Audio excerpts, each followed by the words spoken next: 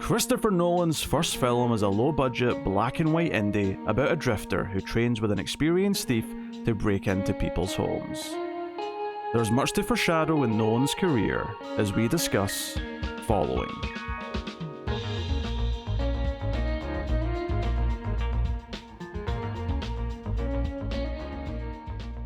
Welcome everyone to the Collector's Cut. I am Peter, and joining me as always is David. Everyone has a box. This is a movie podcast. We get together and we work through movie franchises, or we go through maybe a director or actor's, season of movies. And in this case, we are kicking off our Christopher Nolan season because, of course, he has Oppenheimer coming out very soon. So we'll make that part of the whole thing. So that should be good fun. And we're going to be doing all of his non-science fiction and non-Batman movies. Which surprisingly limits it down a lot. Not that much. It's half of his movies. There's still 6 left, though, including the new one. Fair. True. But yes, welcome to the show, everyone. We're going to kick off with his very first film, his lesser-known film from 1998, before he even did Memento, which is obviously coming next. We'll pretty much be going in order of their release, with the exception of Oppenheimer, which is going to be when it comes out, which is in the middle of the whole thing. So we've got that going as well. I also mentioned it's going to be kind of split in two. There's going to be a little couple of weeks off in the middle because we've got a new animated Turtles film to do. So Nolan season's split into two halves, but they're not too far apart. There's just a couple of weeks in between. But we're starting off with Following, which is a film that was released in 1998. It's very low budget. I mean, I don't think it's like a student film, but I think he was just out of film school or something like that. It's very early on. I remember reading some trivia that he basically filmed a couple scenes at his school. Whether or not he was still there was unclear, but he went back. I listened to some of the interviews and stuff on the Criterion Blu-ray back in the day, and I've got a couple of tidbits, I think, from what I remember. But so it's very low-key, it's very small. I think what's impressive, though, is you can actually recognize some of Nolan's sensibilities even in this film. You can see there's ideas and types of storytelling he was gravitating towards even at this stage in his career before he'd go on to do his more famous movies. So we're going to talk about all that, of course. We'll start spoiler free as we always do. We give you a warning before we get to spoilers.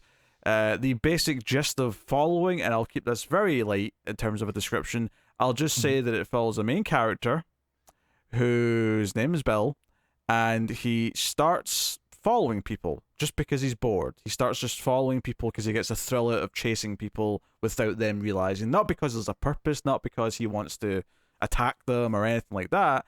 He's just following people. But obviously he follows someone who notices at some point, and that leads him down a path, which is where the movie goes plot-wise.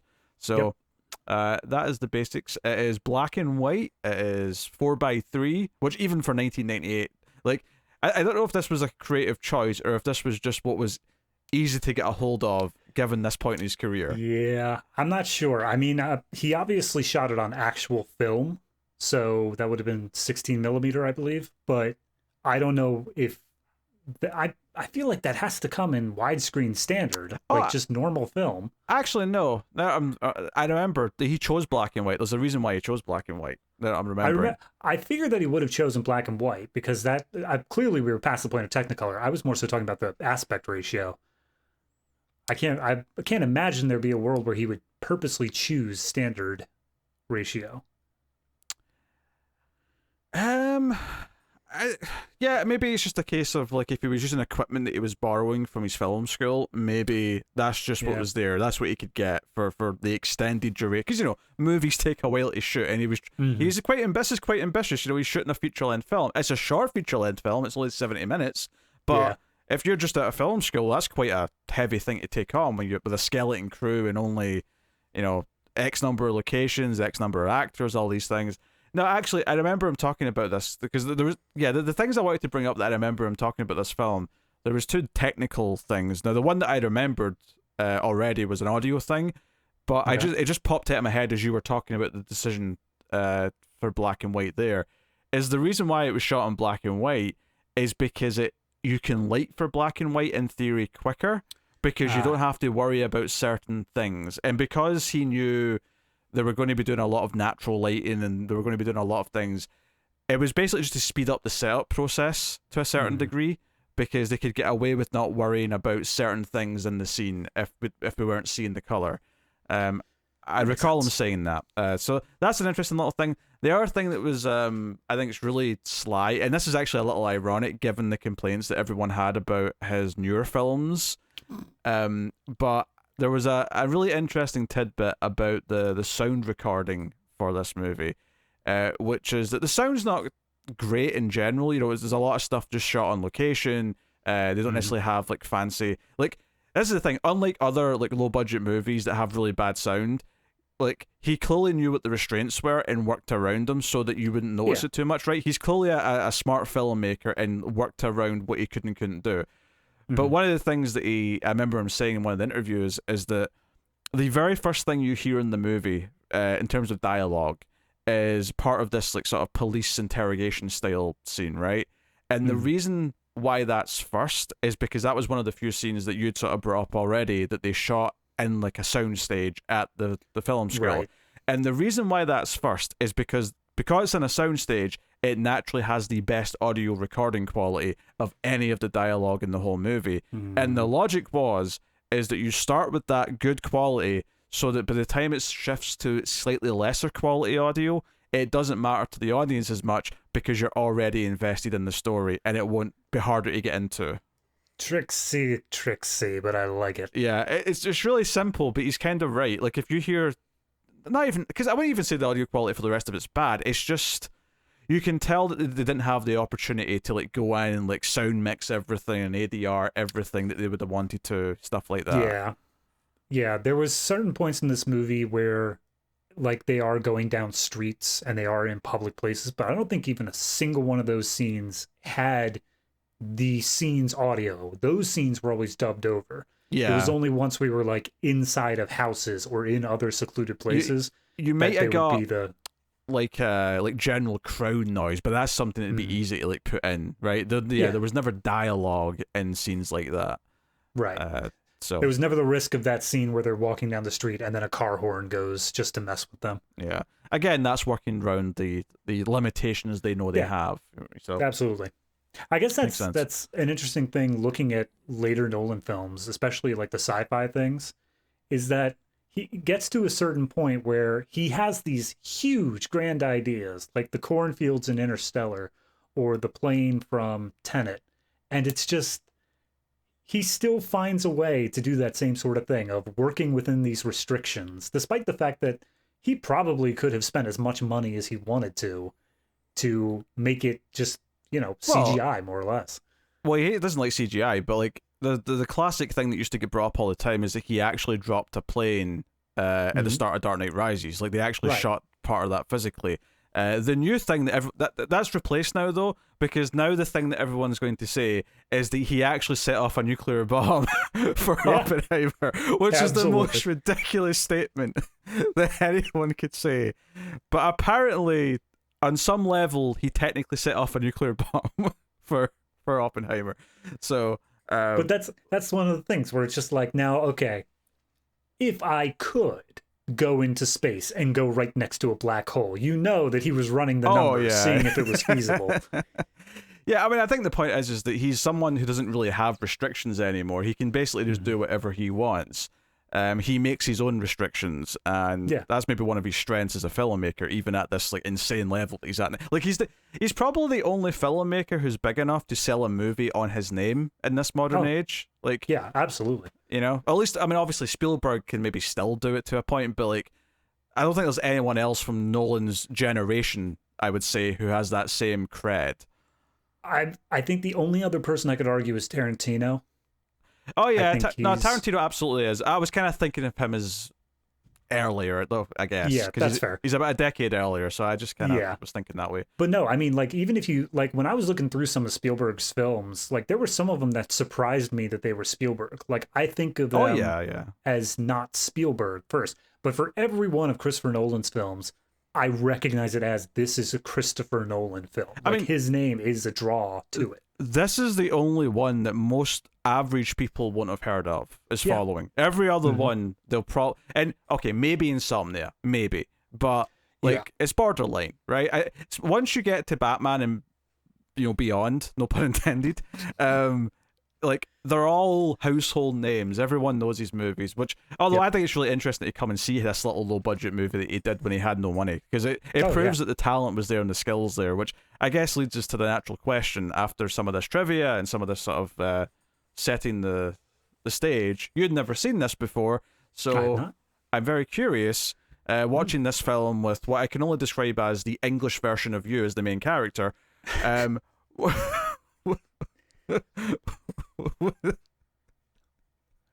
thinking, because like there was, see, when you first see him and he's got the longer hair, and I was like, oh, it's got a little David-esque. You know, if he slicked the hair back a bit, it would look a bit David-esque.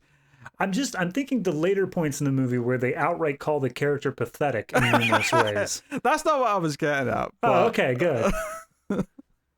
I was more just thinking he's got a bit of a David look to him early on. Okay, gotcha. Right? That's all. I'll take it. I'll saying, accept it. I'm just saying, if you like cut your hair to the short, you know, late 90s, early 2000s spikes that he has for like the back half of the, well, I'd say back half. He's already playing with narrative structure, so it's bouncing backwards and forwards. Yeah, no. Right? This thing's practically Memento 1.0 here. But no, as to answer the question you never technically asked, what did I think of the movie? That's what I was getting at. Yes. Yes. See, we're like Nolan. We're doing it out of order. So I'm going to give it a rating first, and then we'll get back to what we thought of it. No, so even from just the word go in this movie, it sets up this tension to it. It's got this real, like, before you even know what's going on, you're still invested, because first scene in this movie is him following these people, and you know how badly that can go, and you know it will go badly at some point.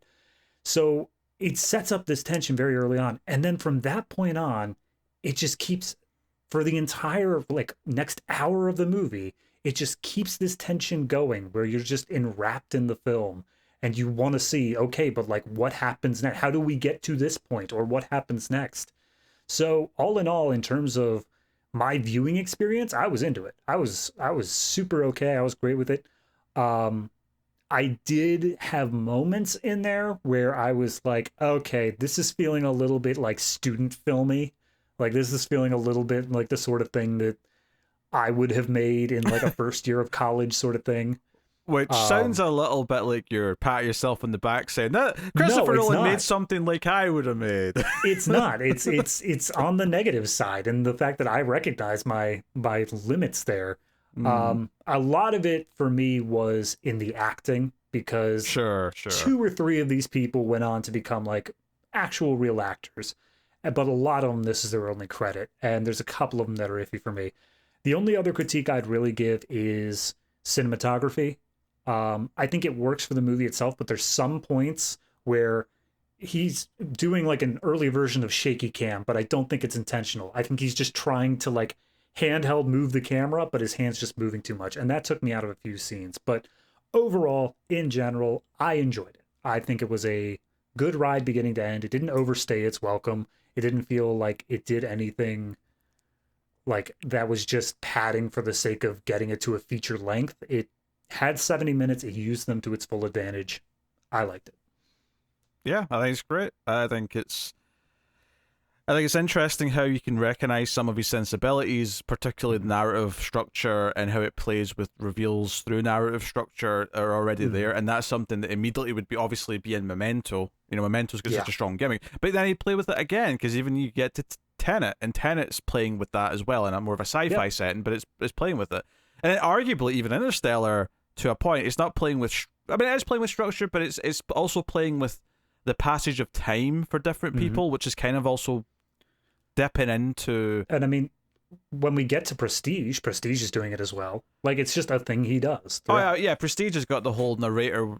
Someone's reading the story, which is what.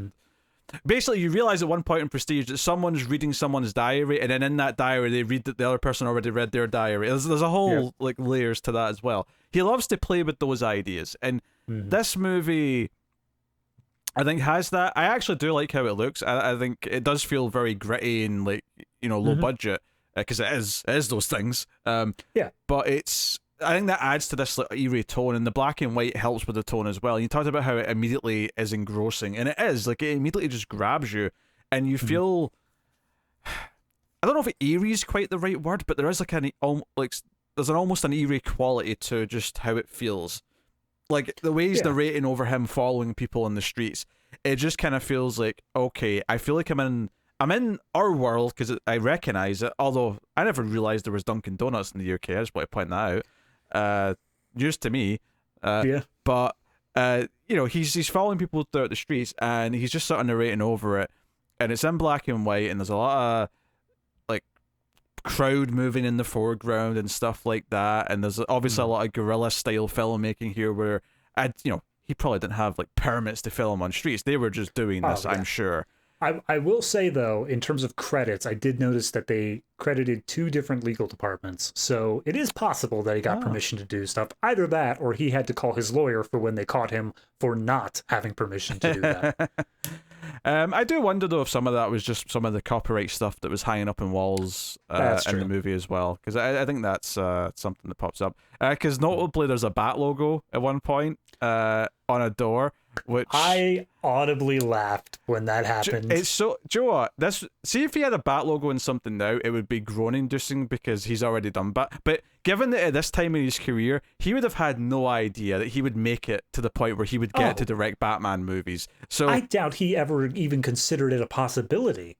So the idea that he's thrown that up in the door, and like we look back at it now, it's quite endearing. It's like, holy shit, he actually got to go make a Batman trilogy, and not even that long, really. Like, Batman Begins came out 7 years after this did. Like, yeah, no, that's what got me the most, is with this being 1998, and then just how rapidly his next real film, he got Guy Pearce. He got like actual actors in there, and that's astounding to me how quickly he climbed that ladder. Yeah, he shot like into the stratosphere like immediately. And probably this movie helped with getting work and convincing people that, hey, look at what he did with nothing, and what can you do with a little something, and that's kind of what Memento is. And then his movie after that, he's working with Al Pacino. It's like I said, and then as soon as he's done with that, Batman. Yeah, Batman. I've never seen anyone move as quickly as that. Here's the keys to the kingdom. Have at it. It's wild how quickly he ascended, and I think when you watch this, you can see a lot of that skill is already there. A lot of that playing with the way the information is revealed is already like ingrained into this, and there is such a strong tone. And I think for any faults you can have it, and I don't necessarily have the complaints with the cinematography that you did, but I will agree that some of the acting is, clearly these aren't like professional actors necessarily. Even the main guy, who has been on to have a lot of small roles and things, including some cameos in some Nolan films, like, I don't think he's great. I think he's okay. Like, he's fine enough for what the role is. It kind of adds to kind of the odd realism of it, even though it's kind of a heightened reality in some ways. Yeah, and when I say I had a problem with the cinematography, for the vast majority of the movie, I did not.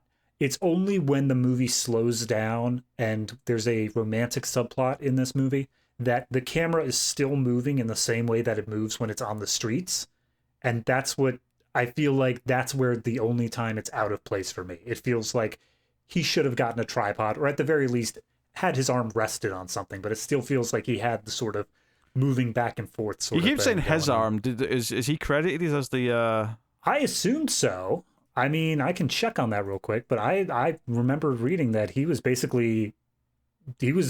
as much as I don't want to use the term, Tommy Wiseauing it. He was doing everything behind the camera. He's not Tommy Wiseauing it. It's only Tommy Wiseauing it if he also is in front of the camera. Come on now. That's fair enough. I'll give you that. Cinematography by Christopher Nolan. Yep. Okay. All right. Fair enough.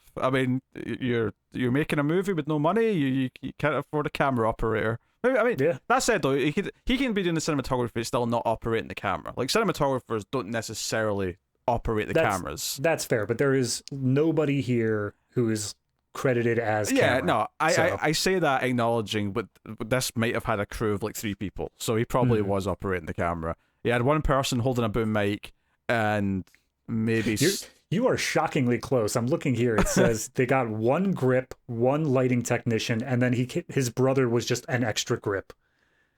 honestly, that's exactly the size of crew that I had when I was doing like student stuff. Yeah. Doing a TV course. So honestly, that's actually kind of wild that he was doing this movie with the exact same. I wouldn't say the same amount of resources, but certainly there's a similar amount of like manpower. Oh yeah. As stuff that I've made that had, which just again shows how good he is and how talented he already was at this point. Yep.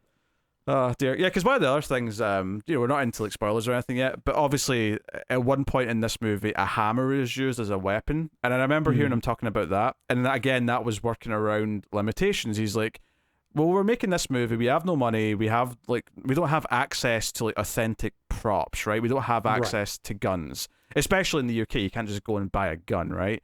And it's like, well, so the choice was, well, let's not have something that's obviously fake because it'll just take everyone out of it. But we can have him holding a real hammer, and it can be quite threatening. Like, it's quite scary to see someone coming at you with a hammer. So, that works even better, Yeah, no, he's like you said, using his restrictions to the advantage. It's the same sort of thing that they had with like Jaws and stuff like that, where we don't have access to this big thing we wanted, so we're going to keep it somehow be more menacing with what we do have. Yeah, it's a classic thing where Jaws is a great example of like it ended up being better because they couldn't show it too much. I think while everyone always seems to know this because they talk about Alien, and that's another example. Like when you just shot the guy in the alien suit in full lighting, it didn't look that good. But you obscure him in shadows and you show only little glimpses of him and just close-ups and stuff. All of a sudden, it's a fantastic design. So for some reason, like filmmakers are always like, we want to show as much as possible, but sometimes when they're forced not to, it makes their movies better. Oh yeah, so for sure. I think that's absolutely something here. So, and I think I think it's a neat little movie where I like this a lot more than lots of more expensive movies. No, I'm not saying that I like it more than Nolan's best films because I don't think it is better than those, but I think it's a fascinating little thing. That said, though, I do like it more than a couple of them, and maybe we'll reveal throughout our journey over the next. I mean, it's definitely better than Dark Knight. I can't. So the only one little thing I do want to throw in there, just as a special notice, is the soundtrack, the score of this movie. Oh, I like it a lot. I love it. That, like I said, when I said that it grabbed you right away from just the first scene, it's because of this soundtrack that has this sort of frantic ticking clock sort of like tone to it that makes you like pumped up. It makes you feel like something is about to happen at all times without getting old. And then the melody, there's a lot of sort of sad, slow synth in there, which honestly, I feel like he's kind of abandoned that. But Memento has, I wouldn't say it's similar because I think Memento's actual orchestral, but it's got a similar kind of vibe. I remember, from what I remember. So I think clearly there was kind of a style there that he liked, at least for his first couple of films. Although he seemed to. I guess it's because he got into bed with Hans Zimmer for a while, and that I was gonna say all of a sudden the what's his name? The composer from this movie. Let me see if I can find it real quick. David Julian. He was also composer on a bunch of other Nolan projects as well. He did Insomnia, Prestige, and there's one more recent one here. Having trouble finding it, but there was like one of his most recent ones he also worked on as well. So he's been around. He's been a regular contributor with Nolan.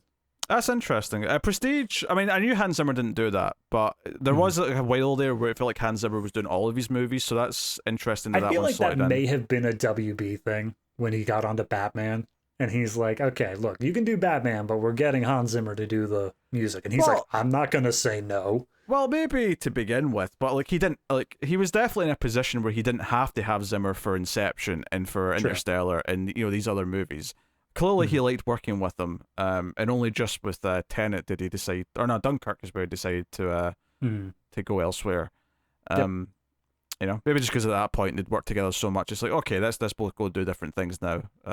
But yeah, no, I think it's a smart little film. It's got a lot of tricks up its sleeve, and it's very engrossing while you're watching it. And if anything, the size and scope of it just makes it more, I don't know, more like intense in a way. Well, that's the thing. This whole movie, the themes of it deal with intimacy. It deals with like seeing someone's private life in a way that they didn't intend you to do. And that's kind of what the movie itself gets to, is that you're seeing this guy's life in a snapshot, and it sometimes feels like it gets so close to him, so like into moments that he would rather not cover, that it gives you that same sort of voyeuristic ideal that the movie is built around.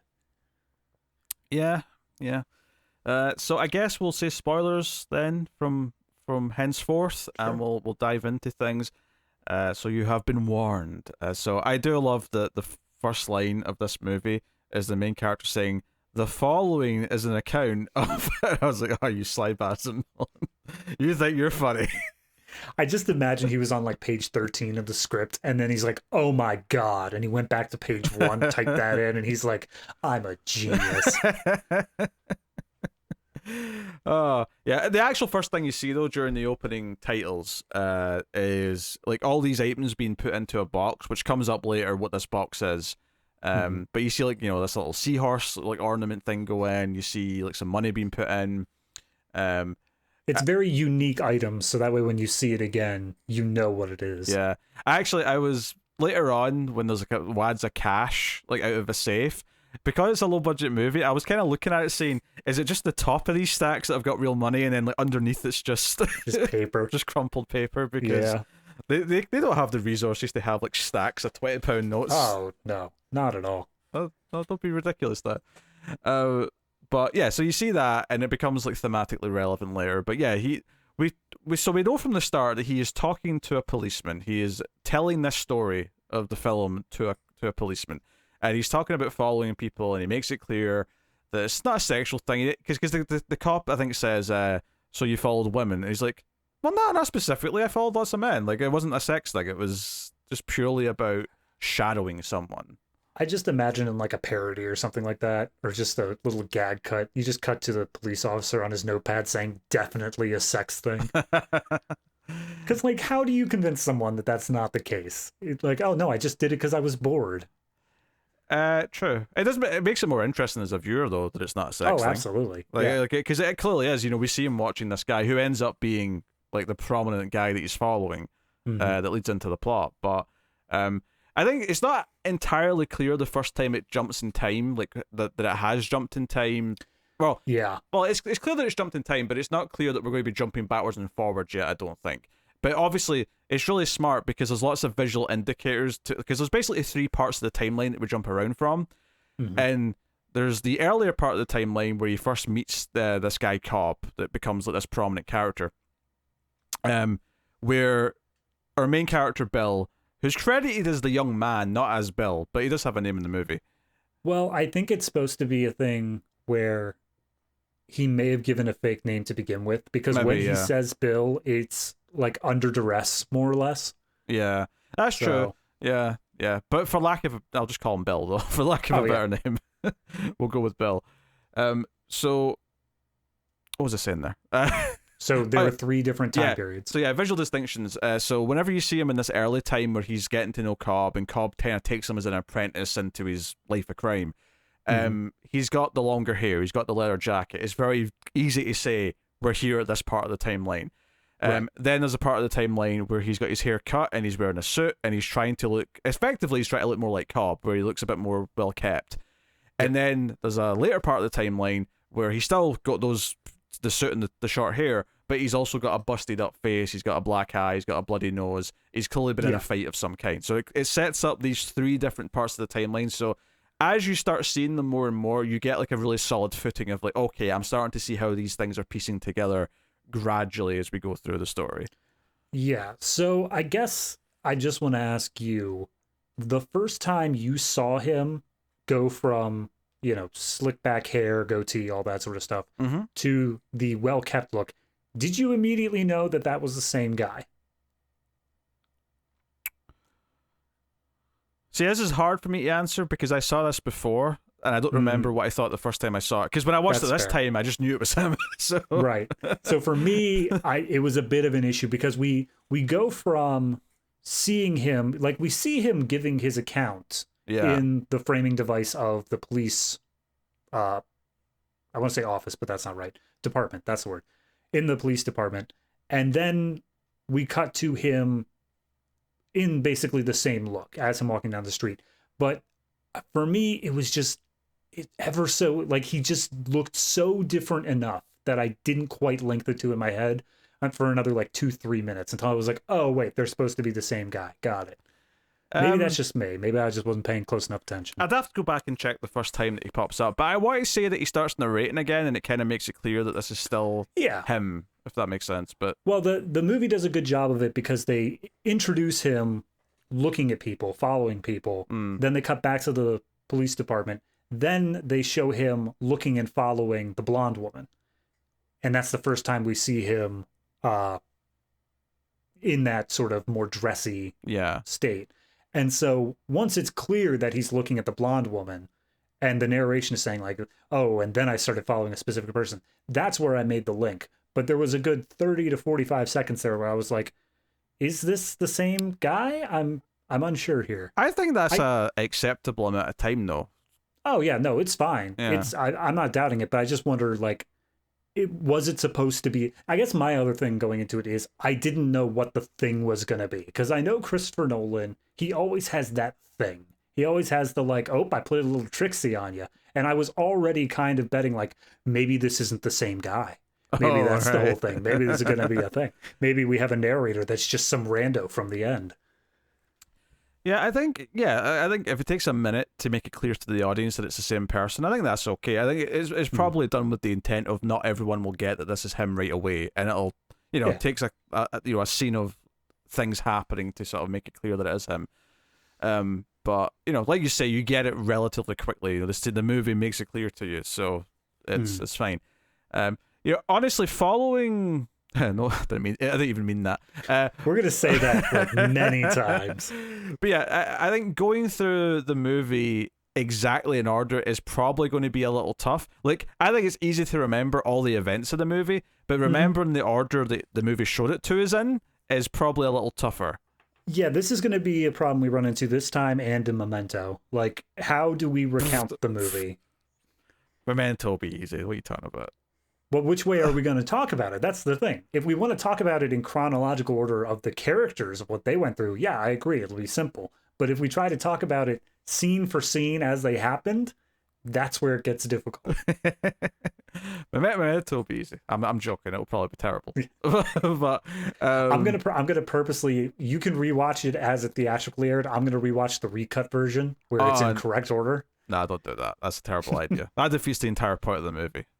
Yeah, but it'll make it so much more interesting to talk about. It's like, what are you talking about? It was the most boring movie we've ever seen. I'm fairly certain that Nolan does not approve of that version because, like, it's like taking away, like, I don't know, the entire framing structure. Yeah, like the movie's built around that framing structure. So if you take that away, it wouldn't work very well. I will say he may not approve, but it was officially on a DVD release, so he can't disapprove that much. Just because some distributor decide to hack it to bits does not mean it's a valid way of watching it. Damn it.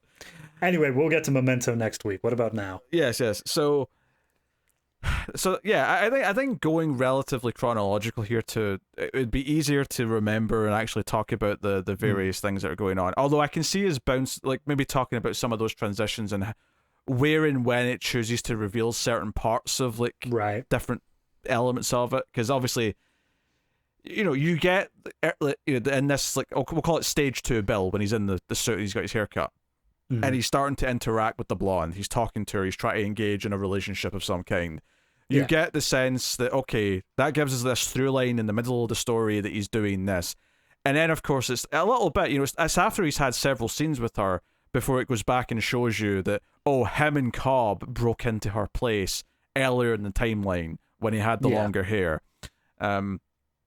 So you get some of those things, but I think for the most part, though, we'll go chronological here and talk about because I think at the very least we have to start with him meeting Cobb and how that kicks off and how it. Which I mean is extremely early in the movie. It's first 5-10 minutes. So. Yeah, he follows Cobb around and he sees him coming out of a place and he's got a bag and he's really curious about it. But then he follows him into like a coffee shop or a diner and sits down at a table. And he gets very, he's very, like our main character, Bill, he's very antsy and very nervous. And, which by the way, I don't think I've ever been in like a place like this where you say to the waitress, I'll just have a coffee, please. And she's like, oh, it's lunchtime. Seriously? And then he's like, okay, fine. Give me like a toasty as well then. I went to a place in Baltimore called Dick's, and the entire thing of the restaurant is that the waitresses and waiters were dicks to you. That's the only time I've been in a place that's like anywhere close to that. But at least that's like the joke and you're in on it. Oh yeah. Yeah. For sure. That's what's weird. Like if someone said that to me in a restaurant, like, oh, you're not going to order anything, I'd be like, fine, I'll just leave. Yeah. I'm not staying here with that attitude. Piss off. It's not like I'm here for any other bigger purpose, like watching this guy or anything. But of course, this guy, who we find out is called Cobb, gets up and comes over, and I love how this is shot as well, where the whole time, like, Bill's got his head sort of tucked away, and he's trying to hide his face so that he won't recognize him or notice him. I love how he tucks away his face, like, as Cobb is walking over. Meanwhile, the entire time he's sitting there, he's practically, like, hunched over, staring Cobb down. It's like, okay, guy, maybe just put your eyeballs back in your head slightly. We definitely learn as the movie goes on that this guy has no chill. So, like, it's very clear. It's very clear. So, but Cobb, like, it films, like, Cobb walking, and it's like, oh, and you feel like, oh, we're going to follow him past where Bill's sitting. But then Cobb just takes a seat in front of him, and you're like, oh no, like the entire thing, and it is this like, and even the dialogue like talks about how awkward this is, where he's like, wait, why? Who are you, and why are you following me? And he's like, I'm not following you. He's like, yeah, you are. He's like, well, okay, I thought you were someone that I knew from school, and I wanted to like get closer and see if it was you. He's like, well, why didn't you just say something to me as soon as you saw me? He's like, well, because then I'd be embarrassed if it wasn't. More embarrassed than you are right now. It's like, good point. I do. Okay, so this was the first point in the movie where I kind of really had the comparisons in my mind to Fight Club, which is weird because Fight Club didn't come out for another year.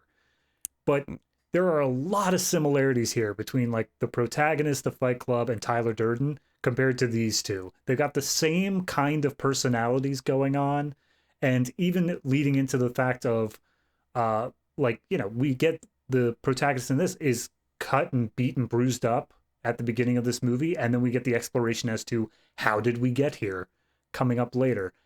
There's just a lot of similarities there, which are not negative, but it just kept reminding me throughout this movie. Yeah, and this is better than Fight Club, so it's fine. I'm not going to make that argument. I literally just rewatched Fight Club for Top 10 Project, just to see if my opinion had changed on it since I first saw it. And I don't hate it, but it's like David Fincher's like second weakest film. I don't like it that much. That's fair. It's all right. I get what he's doing. I appreciate it for what it is, but I just don't like it that much. So it's just weird that you brought that up. No, but like, do you see the similarities that I'm talking about there? I mean, kinda. But again, I don't think this is unique to Fight Club, and I don't think this was the first movie to do it either. Like this type of pair of characters, I think is not uncommon. I guess it was more so just the closeness they came out, where it was 98 to 99. The fact that they had the same sort of thing going on, not only with their characters, but also just like this secret double life that they're leading behind the scenes. Yeah. So basically, Cobb just like casually lets him look in his bag because Bill says, "Oh, I was curious about who you were and what was in the bag," and he's like, "Well, look," and there's like just stolen stuff in it. He stole some CDs and he stole some other stuff. Is there any indication that this stuff was stolen? I feel like he just assumed they were stolen, and Cobb's like, "You're right, I did." Well, Well, I think the implication is that because he'd been following him and he saw him go into some place and then come out, that it was clear. With a bag. It was clear to him that he'd broken in somewhere. Okay, that makes sense. So, yeah, basically, Cobb takes him under his wing and takes him to this next place that he's been casing. And yeah, this whole thing, like you said, is all about intimacy. And when they go into this like young couple's house, this that's apartment, and they start looking around, he's like, "Oh, look at this! This tells us this about them. It tells us that they're maybe just out of college and they've just moved in. And it tells us that they're whatever." And he always talks about how he figures things out because they'll have stuff written on the calendar in the kitchen, and it's like, oh, you're really prying on like figuring like people out just based on what they've got in their house, and it's very. It is very perverse, not necessarily in a sexual way, but it's very perverse in an intrusive way, like in a, like you're getting inside, and you're violating someone's like sanctity, it's or sanctuary, I should say. It feels like the modern day version of like Facebook stalking, like MySpace sort of stuff, where it was you go onto these people's profiles and you just go through every single solitary detail of their life that they've let slip. I mean, this is still worse than that, but sure. Oh yeah. No, but I'm saying like it's that, but for like what the average person can understand, can relate to. But then you take it this extra step where this is the stuff that they never meant to get out. This is the stuff that was only ever meant for them, and still piecing together that image of them through, like you said, just little notes made to themselves or the items they keep on their shelf. Yeah, what did they put in their box? Because I think this is the first time where he brings this up, where everyone has a box with like personal items in it, So it might be maybe some valuables, but usually more often than not, it'll be like personal photographs or, just something that's important to people. Yeah, letters from loved ones or childhood trinkets or whatever. And immediately you remember the opening, and you can tell it's not the same box, but you remember that box, and you're like, oh, this box at the start of the movie is one of those boxes, and clearly whoever's box this is going to become important is somewhere in the movie. But yeah, he's been like, this is the thing about Cobb as a character, is that he's so suave and casual about everything he's doing. He's not nervous. He's the complete opposite of Bill. Bill's like nervous and agitated and worried that they're going to get caught like constantly.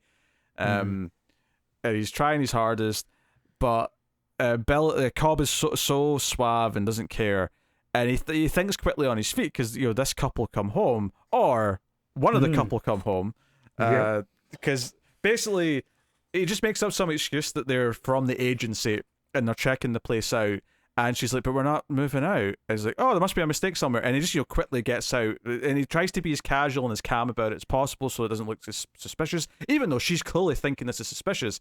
And then he deduces afterwards when they're up on the roof, he's like, hey, the reason why she's not going to come looking too hard for this is because she's home with someone who's not her boyfriend. Like she's cheating on her boyfriend, so she's got something to hide here, and she can't explain why she was home at this time to her significant other. I really appreciate how all of that, even without Cobb explaining it, all of it was conveyed in a single line from the girl, which was, do you want some wine? Like, that's it. Because, like, you're middle of the day here, and if it was the boy, it was her boyfriend. The boy. He wouldn't have, if it was the boyfriend, she wouldn't have to ask because it's his house. He could just get the wine himself. It's only in that it's this guest that is unexpected at this point. And even just the body language where the guy just kind of stands there awkward. Like, if this was the boyfriend, he would be like, what the hell are you doing in here? He'd be getting angry as well. He'd be asking questions. But this guy just kind of stands there awkwardly in the background like, oh, this is not my place. I can't, get involved here. It is also worth noting that Cobb, being the dick he is, he slid a pair of panties into the boyfriend's pants for the girlfriend to find. Yeah. So he was like, oh, yeah, I feel kind of bad for doing that now, considering that she was the one who was stepping out on him. Yeah, he's got a whole thing here where he's like, you take something away so people appreciate what they had and they reconsider their lives. And that's where, as soon as he said that, I'm like, that's a line from Fight Club. I remember that line from Fight Club. But this was first, so. It was, so. Fincher, you David hack. Fincher, you. Yeah, I was about to say those exact words. I kid. Fincher's a very good director. I want to make it clear that even though I don't like Fight Club that much, I like many David Fincher movies. I'm not throwing shade on one Fincher. So, no, I mean, and there's a lot of our little details here that are important, like looking for the key, like before they go into the place, and he's checking under the mat. He's checking, and then I think Bill starts checking around the surroundings and stuff, and he finds the key, and like over the door frame. Yeah, and this is one of these little things where he explains that. Because I think Bill says something like, "Oh, like you really find keys like hidden in plant pots and stuff," and he's like, "You'd be surprised how many people actually do that." It's not, and that's the thing. I don't believe him. I don't think it is a thing that most people actually do. But the movie's saying to is, in this world, the characters just said, "You'd be surprised how many people do," so you can live with it and move on. Like just accept it, and we can get on with things. It's not one of those things where like it's out of the realm of possibility, because I think everyone has that idea of people do this, and they don't think it's everyone. But this movie's just saying like, okay, but like just assume that everyone we meet does it. That's all you really need. Yeah.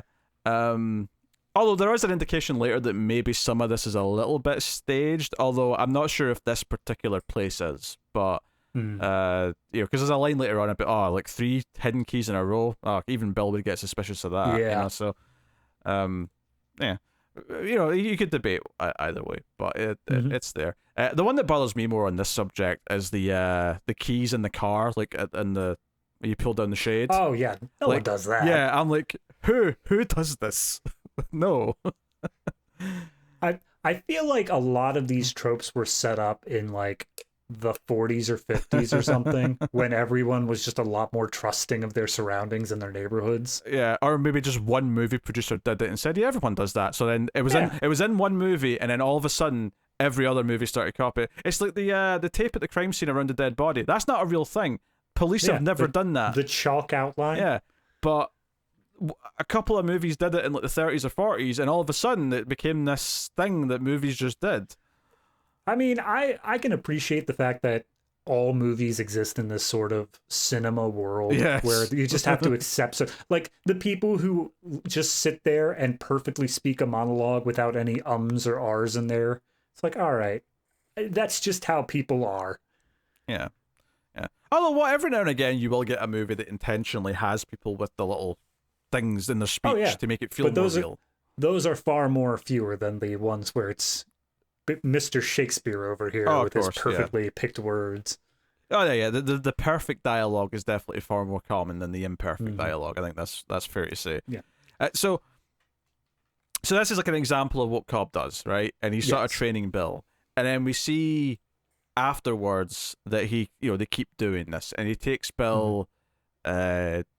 I think chronologically is the blonde woman's place. It probably is, yeah. It's probably, and it's worth mentioning though. At this point in the movie, by the time we get this scene, he's already interacted with the blonde woman later in the timeline. Yeah, this is like 30 minutes into the movie. Yeah, so it's actually quite exciting when you realize, they're coming here. And plot wise, it's very important that Cobb brought him here, because if it was just a coincidence that Cobb and the blonde woman end up knowing each other later in the movie when that's revealed, that'd be ridiculous. But no, this is part of the long con. This entire thing, of course, is Cobb doing something to Bill. This is all part of a plan, So he brings into the blonde woman's house, and it's just like any other job. They show up, they immediately start rifling through her panty drawer, because I guess they see an image of her and she's so hot. And there's this very awkward scene in here where both of them just take a good deep whiff of a handful of panties. And it's just, I don't know how I'm supposed to take this scene, but uncomfortable is the word that comes to mind. Well, no, I get the scene. I think it makes complete sense, because when you find out what Cobb's been doing the whole movie, his whole goal here is to make Bill want her, right? His whole goal here, into her, is to convince him that he wants to start following her and to sort of hook him in, right? This is the bait. So over like emphasizing all the photographs and that she's a babe, and I think he literally says that, and then the panty drawer, and like I'm taking a handful, you can suit yourself if you don't. And then of course Bill just sort of slyly puts one in his pocket because he's a bit more embarrassed about it, but he takes one anyway. It's all about setting up this stage and like sort of trying to lure him into the trap, if you will, which I think works well enough. It is kind of funny to think that at this point in the movie, or at this point in time rather, like CDs were still so valuable that we're stealing. Yeah. Like that's because especially when Cobb takes him to a restaurant and says, "Yeah, my life of crime pays for it." You steal CDs. Like, are you telling me that we could sell a truckload of DVD players and make a boatload of money? We could make a lot of money fast and possibly furiously. Well, sounds like a good business investment to make. Actually, you're incorrect. We skipped over something because it. Oh. So before the blonde woman's house, so in the timeline, Bill is tasked with finding his own mark and like following someone and then picking their house, and he kind of chickens out or can't do it and decides to like take Cobb to his own place without telling them that. Obviously, he's saying, "Oh no, I've got a mark and I found this place," and he brings them to his own place. And what's so fascinating about this, and what makes it a really kind of darkly funny scene, but also kind of sad, is that Cobb starts like analyzing whoever lives here in front of him, and he's brutal about it. Yeah.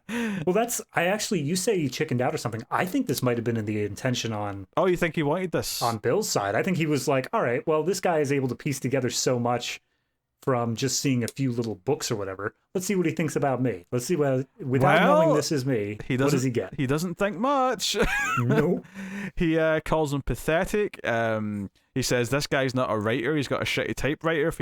He wants to be a writer. If he was a writer, he'd have a word processor. Which again, even calling it a word processor feels very of its time.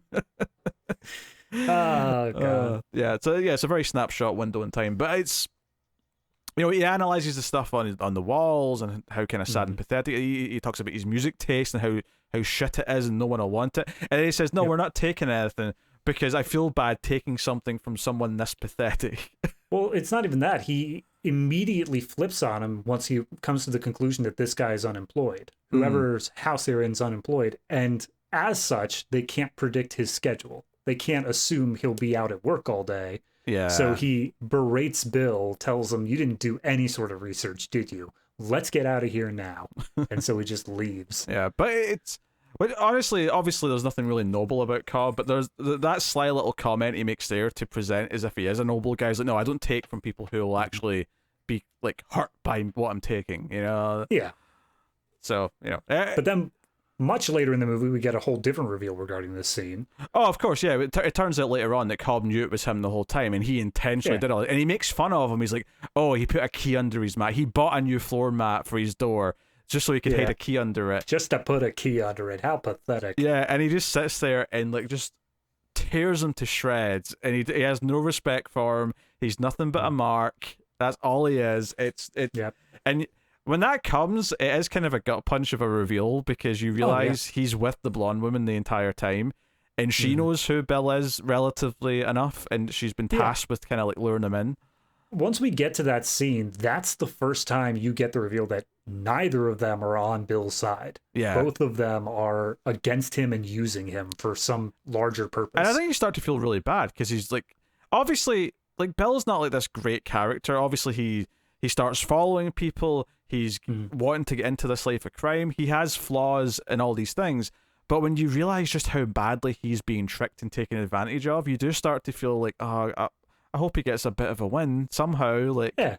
You know, I was like, oh, okay, I'm hoping this movie is in terms of comedy tragedy, I'm hoping it's on the comedy side. I hope that he comes out with something. Yeah, all that stuff, once you find out that Cobb's just playing him and like everything he says about him, like just hits really hard. And I want to say that we already have an idea that she's working with him.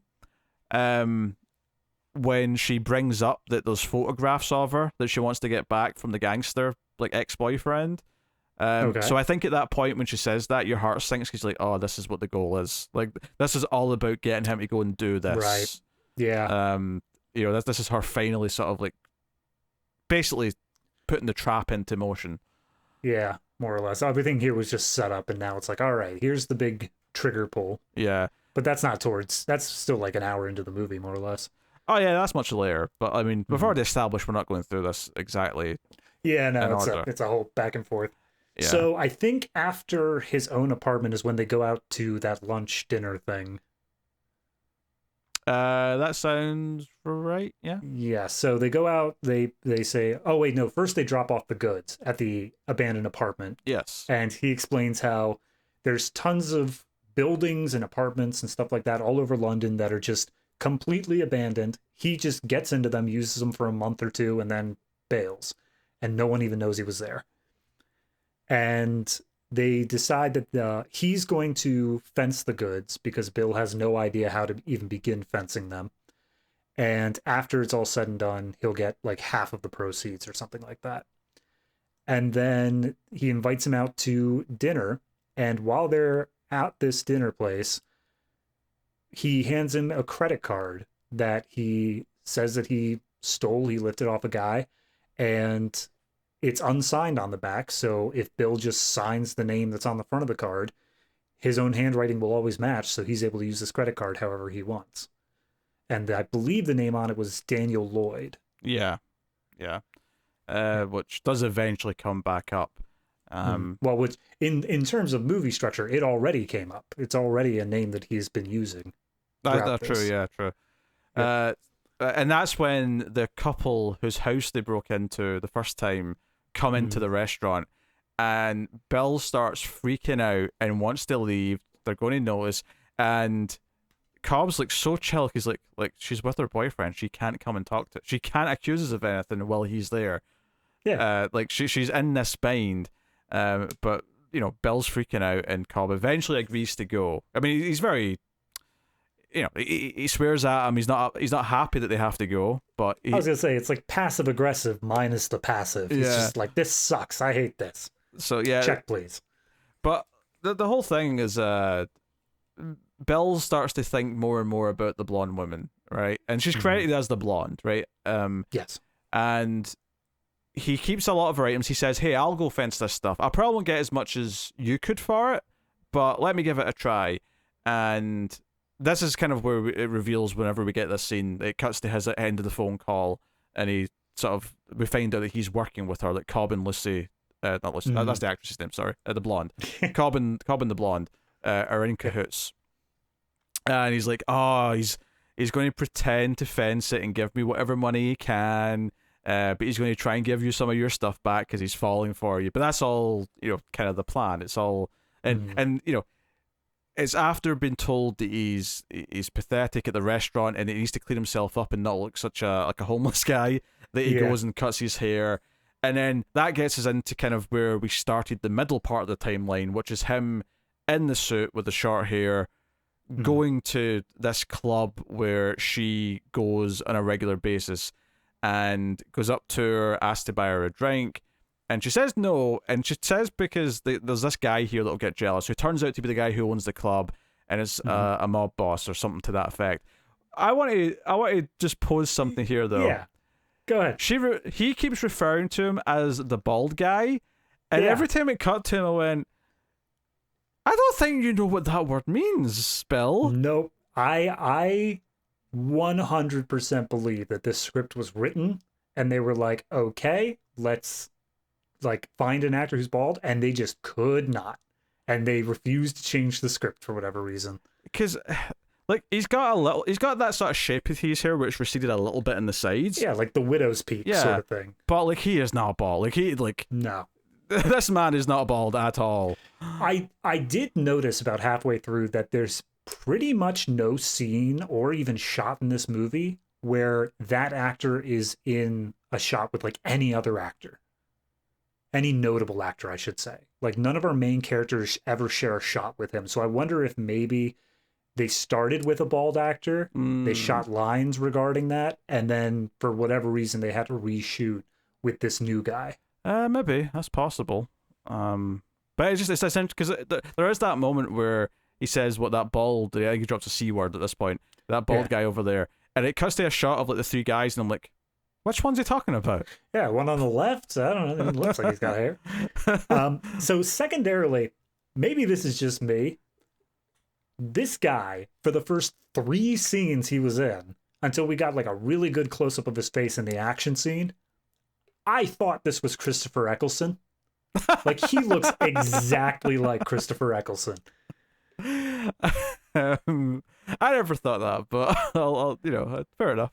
It just took me first. I'm like, I swear to God, that's him. It's the exact same. And he's a British actor as well. So I was like, did Christopher Nolan get Christopher Eccleston in his student film just starting out? I mean, what time? This would have been around Gone in 60 Seconds time period, maybe just before that. I don't know how big Eccleston was. Like if he was too big already to be in this. True. But I don't know. I never thought it was him though. But she ends up like making a little show and dance of like slapping him, but saying, "Come meet me outside." It's all like an act, so that like the guy who might get jealous thinks that it's not going anywhere. But she goes back to his place.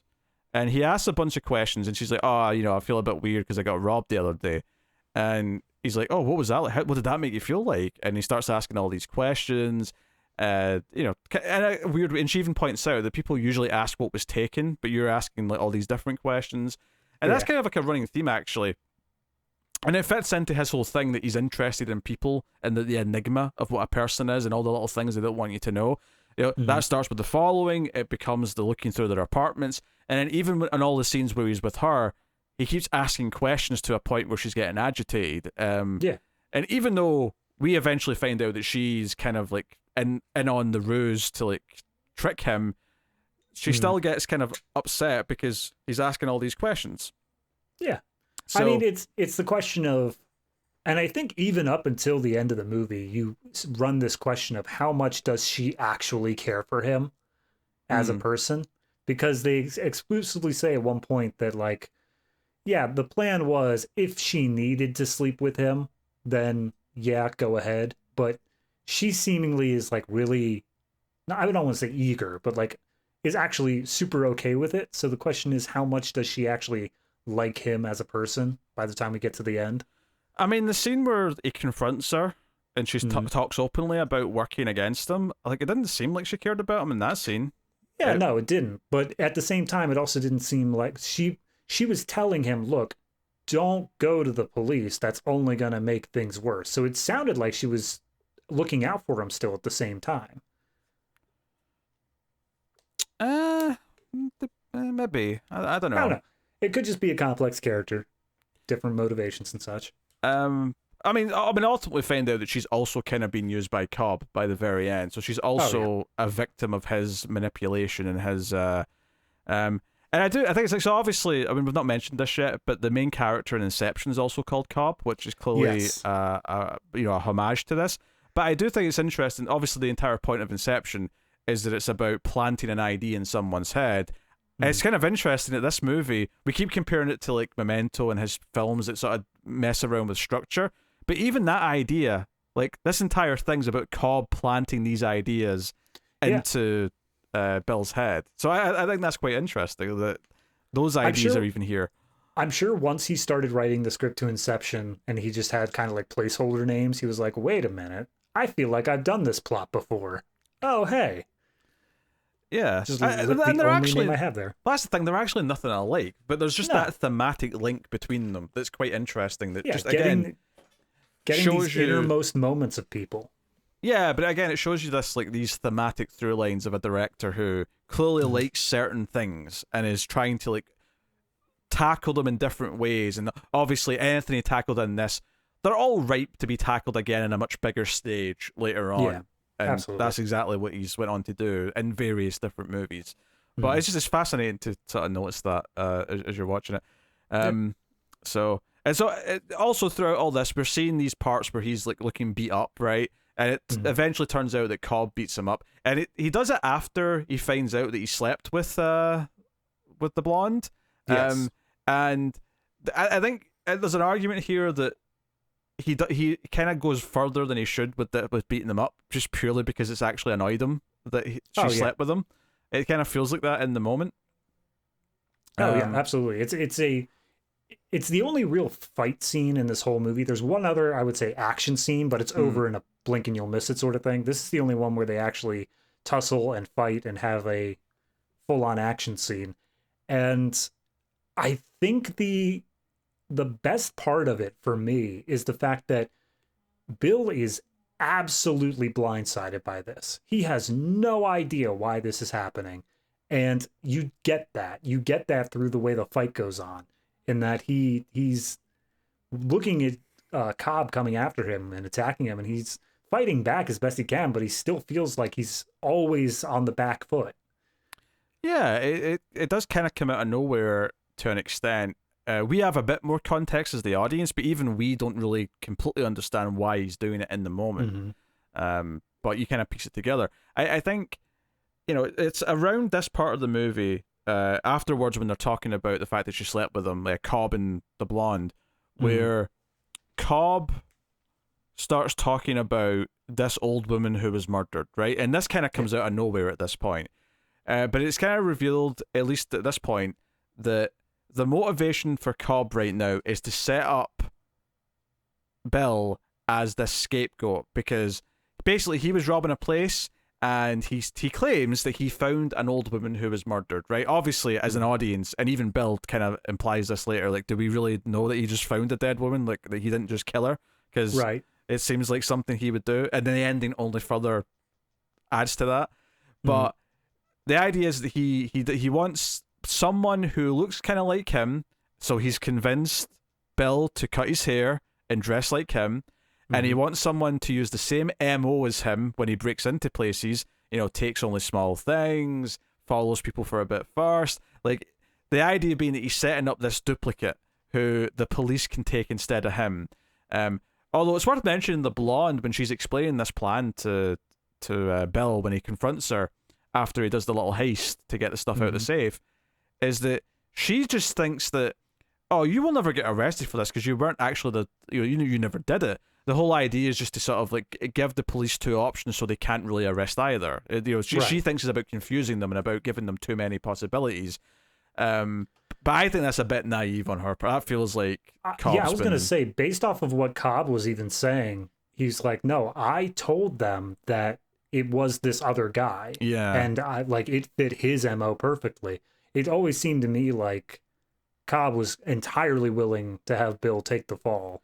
And the beauty of it is that I think this old woman's story is a complete lie, because it's a lie to the blonde as well. But what Cobb's actually doing is setting up a fall guy for a murder that he's not done yet, which is coming up at the end of the movie. When we get there, that's what makes this script go that little extra bump up in my mind, where it's like, it goes from like, okay, this was a pretty okay story, pretty good by Nolan standards, to that like, you son of a bitch, you did it again. Yeah, it's got layers where you keep revealing more things and you keep thinking you've got a better sense of the whole picture. And some of it you can kind of see coming when you get enough information, but then the ending kind of like, as it's unraveling, you realize, oh, no. He's done all of this to you so that you'll take the fall for the blonde's murder when it eventually happens. Yeah. Like, the best way I could even explain it is the fact of like, you're seeing a jigsaw puzzle of like a picture frame, and you're looking at that picture frame, seeing it, and you're like, oh no, I got a good idea what's going on. And then you realize it's all part of a much larger jigsaw puzzle that you just didn't even know was there to begin with. Again, we mentioned that Cobb convinces Bill to cut his hair and look like him and rob places or break into places just like him. He's also the one that tells him to use a hammer as a weapon, as for protection. Because Bill asks Cobb, hey, like, I need protection, what can I use? And he's like, well, a tool would be good, maybe like a screwdriver or a hammer. And sure enough, a hammer's what he eventually is going to use to kill the blonde, so that... But here's the thing, it's beautiful in the sense of, it doesn't matter what he picks. Yeah. Because he uses the same weapon that the other one picked. Yeah. Although from a callback sense, it also neatly works that this was the same weapon that the gangster mob boss used on someone, just some dude, because he killed someone in front of the blonde, and ultimately we find out that that's why Cobb is killing her. Cobb has been hired by the gangster ex-boyfriend to kill her because she's a witness to these crimes. Yeah. And that's been his goal the whole movie. And he's so good at what he does that he's spent this movie setting up this fall guy to take the blame for everything he's done. And when we get to that end, when Bill's finished telling his story to the policeman, and the policeman's like, well, we've got this hammer here with her blood and the blood of the guy that you've admitted to, hitting when you were doing the whole, safe heist. Breaking into the safe, yep. Yeah. And then you've got this credit card here with your handwriting on it that's been used for various things. You've got these belongings of the victim, including this earring that you've maybe taken as a trophy. Like, it's all these things. He has, like, it's been so well plotted. Yeah, he has the pair of her panties along with the photos that he took. Like, all of it was planned out, even him falling for her bit. Yep. Like, it's so well done in a sense of, like, with us describing it in the order that we are chronologically, it loses a bit of the impact because you feel like, oh, well, this seemed pretty well forecasted. But the fact that, like, the scene where it's revealed Cobb and the blonde have betrayed him, that's set way later than many other scenes that we have here. I think we really can't emphasize enough how much the structure and the order of the scenes that you get, like, adds so much to how it feels like, because it feels like you're unwrapping something constantly because of the order of the events in the movie and how it's told to you. It feels like you're going through an apartment and just seeing these random snippets of someone's life and piecing it together. Beautiful. And we've mentioned this safe heist a couple times. So basically, she says to him, "Oh, like, the gangster's blackmailing me because he's got these, like, dirty photos of me." And she's like, "I've got the combination to the safe though," and kind of lures him in. And he and you feel really bad for him because he sits down in the bed, like, "Hey, I'll go get them. It's fine, and we can run away together." And you're like, "Oh, you dupe! What are you doing? Stupid romantic." And I think the way it's done is that we actually saw half of him breaking into, because I think we see him opening the safe in a prior scene, and then we get this scene where it sets it up, and then we go back to him, and he's like taping the money because he can't find the bag, so he's like using tape to tape the money to his legs and stuff. I also really love that as an idea, is that at the very beginning of this they say, don't bring your own bag, just take a bag from when you're in, because it's going to make it that much more natural. And something as small and throwaway as that then managed to evolve into this tenseness of this scene where he has all of this money and he knows he doesn't have very long, but he can't find a bag. Like, it's purposely robbing him of a resource intentionally and then showing, here's why you should have brought one to begin with, you idiot. Well, this is beautiful because I think the plan, like, it's actually, they didn't actually expect him to make it out here. They thought he was going to get caught. The plan originally was that he would get caught robbing this gangster, right? And he would either end up dead, right, and be a scapegoat as a dead guy, or he'd be caught and arrested and they'd have him already, right? The fact that it went on a little bit after that was just kind of, I'd say dumb luck, but the fact that he hit a henchman on the head with a hammer, right? He doesn't even know if he killed him. He's like, I was too scared. I ran away, like, immediately. Like, I wasn't sticking around to see if he was dead or not. But this entire sequence, like you say, is so tense, and I think part of it is, it's got the moody lighting because it's black and white and there's so much darkness in the scene and there's a very narrow space. But you're right, because the plan was to get him caught, this whole thing is don't take a bag, look for one that's there. It's almost like did she earlier that day go look through the area and make sure there was no bags that he could take, just so that he would be struggling to, like, oh, how do I take all this money with me? Like, I need to do something. Which I guess would have also led into the other part of it, is that the blonde, at least, I don't know how truthful it was, but the blonde says that usually there isn't any money in the safe. So the only thing that would have been there at the time would have been those fake photos in the envelope. Do you think that's, like, again, just to make sure he doesn't take anything to carry stuff? Because the idea being that when he opens the safe, if he sees these wads of cash, he's going to be like, well, I'm definitely taking that as well. Right. Like, he can't resist it, you know? Yeah. I think the other thing that makes that scene really tense, though, is that we know he cannot handle himself if, like, a tough gangster walks in. Like, this guy is a scared little dweeb, right? That's what he is. I'm sorry, this is the character you compared to me? Sorry, he is a petrified little dweeb. Yes, Thank you. exactly. Yes. But no, like, you feel like, no, he's in the shit here. It's not like he's been learning how to fight for himself. Like, yeah, he does hit the guy with a hammer, but it's kind of like a one moment thing where he just gets lucky and he's managed to hit him. This was like I said, this wasn't an action scene. This was he reached for a hammer, swung it, and the guy's down. And it's like, oh, I guess that just worked. Yeah, so, like, when you get to the end and you realize that all the things that Cobb told him were him planting all these little seeds, so at the end of the day he would look like he was guilty of this crime. And that's why I think the final moment of the film, which is just this shot of Cobb in the busy street, and there's people walking backwards and forwards in front of the camera, and then he just disappears eventually into the ocean of people. This idea that like it does this thing with Cobb as a character where by the end he almost feels like this mythical guy who is so good at what he does, and then he just blends into the ocean of people. They Kaiser Soze'd him. That's what it was. That was the entire theme of the movie. They just Kaiser Soze'd Cobb. Which, again, I'll be controversial again. I like this movie more than Usual Suspects. I've never liked Usual Suspects that much. I've always found it was overrated. Yeah, that's fair. I mean, I've only ever given it one watch through like a decade ago. I'd have to go back, but... And now it's a Kevin Spacey, Bryan Singer movie, and that feels a bit weird. Yeah, I don't think I'm going to go back. Yeah. I get such a cool... Especially since at the start of the movie when Bill's explaining, like, picking someone, and he talks about how, oh, if you've ever been like a sports game or something and you look through the crowd, and it's just a sea of people, there's no one individually, but then you just lock your eyes on one person and just look long enough that they start becoming a person and not just part of the ocean of people. And at the end of the movie, it's the opposite. It's like the one person becoming part of the crowd and just blending into it and disappearing. Yeah. And it's like, Bill never had a chance. He was screwed from the first second. This entire thing was like, the writing was on the wall. It's this sad tragedy almost that Bill just completely taken advantage of. Yeah, and that's like what you're saying. You get halfway through the movie, you realize how many people are against him, and you're like, oh God, I hope Bill can pull this one out. And at the end, it seems like he does. He gives the full story to the police officer, and you're like, okay, he's presented all the evidence. But then you find out the murder of the blonde woman happened using the same murder weapon, and then all of the little things that the movie planted, but then purposely ignored, like him taking the panties home with, him taking the photos with, the pearl earring. All of these things were planted and made very clear to the audience, this is a thing.